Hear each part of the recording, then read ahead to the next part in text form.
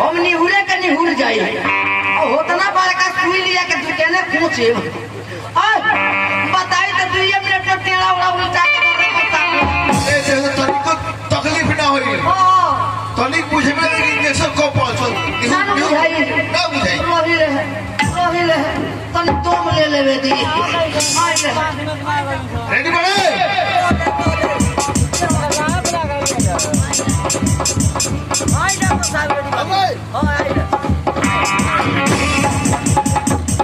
क्या बोले रे कौन तरीका हमारा सुई लगावे के सब डॉक्टर लोग के देखले वाली सुई हेंग लिया के लगावल ओई पहिल का बार ओसन डॉक्टर का भेंट होइल बा और मुठा पकड़ के वहे बताई होतना प्रेशर बना के मारदवा सुई दी पता लगी कि 2 मिनट में कॉलेज दौरे पर 2 खंडा हो गए तेजी में आओ तो आके गलती से लॉस लगाए तेजी में आओ तो नदी का लॉस लगा कोहल दे हवा स्प्रिट में दे हवा उते आई तो नदी के आई तो कम होय के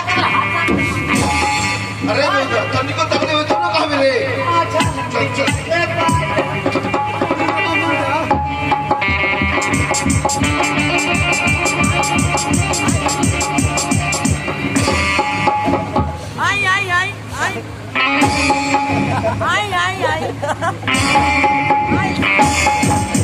भागो कहां है अपना पापी में करे खेत लगे पड़ जब तो जैसे किधर लगी रे हाय दादा ए डॉक्टर साहब ओए इतना बड़का सुई दे के कॉलेज डरा गइल बा हिम्मत नहीं खे करत है इतना लगवावे के ओ जी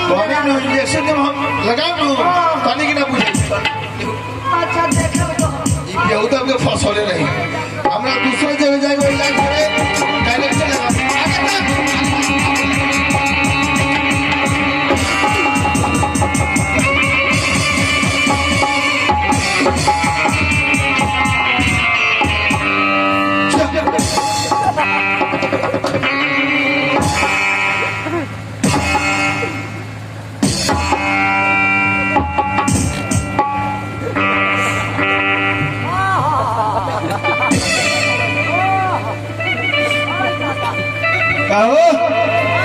तबीयत कैसन बा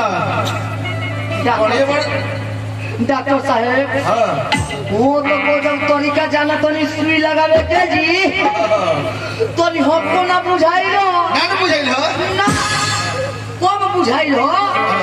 कि जब हम कोठिया हवा कोइलो तो बुझाइलो और ठीक बनो बाप रे फर्स्ट क्लास शरीर मायो बहुत आराम करी डॉक्टर साहब आराम कथी पैसा ला फीस पैसा कहाँ पैसा बची कहाँ पैसा बा पैसा लेके तो इलाज का चल रहा मैंने बताई पैसा रहो तो रवे क्लिनिक रहा है पैसा ही तो हमारे लगे है अब पैसा नहीं तो हम पा भी लेते रे ए डॉक्टर साहब वो बात ना नो अचानक जाता मैं नाच देखे